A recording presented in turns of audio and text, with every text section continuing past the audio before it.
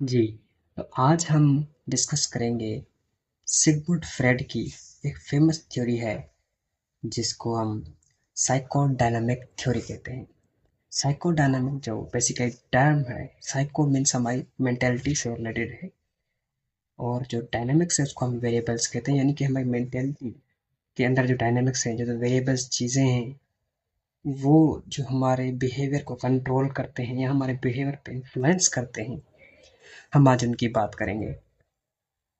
सिगमुंड Fred ने या ये बताया कि क्रिमिनल जो आज किसी न किसी एक्ट में एंटी सोशल बिहेवियर में इन्वॉल्व है, वो माजी में बचपन में जो चाइल्डहुड एक्सपीरियंस है वहाँ से विक्टिमाइज्ड हुआ होगा या उसकी कोई ऐसी लर्निंग हुई होगी जहाँ से वो आज क्राइम के अंदर इन्वॉल्व हो रहा है। सिगमुंड फ्रेड ने अपनी थ्योरी साइकोडायनामिक के अंदर 3 एलिमेंट को डिस्क्राइब किया था। सबसे पहला एलिमेंट इड।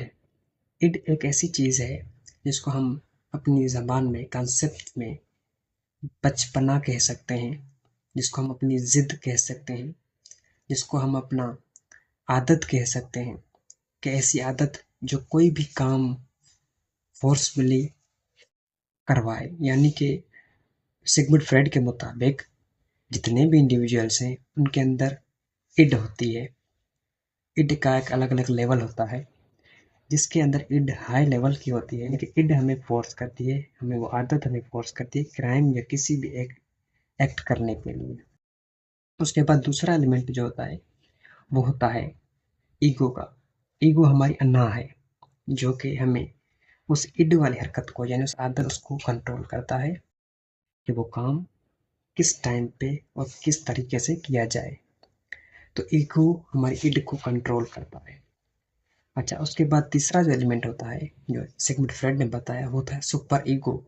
सुपर ईगो एक हमारा ज़मीर है जो कि हमें अच्छी या बुरी चीज़ के अंदर एक डिफरेंस देता है कि अगर इड की वजह से या ईगो की वजह से हमने कोई क्राइम कर भी लिया है या हम ऐसी कोई चीज़ एक्टिविटी में मुलविस हो गए हैं, शामिल हो गए हैं, तो उसके बाद हमें रियलाइज़ करता है कि ये हमने गलत काम किया है।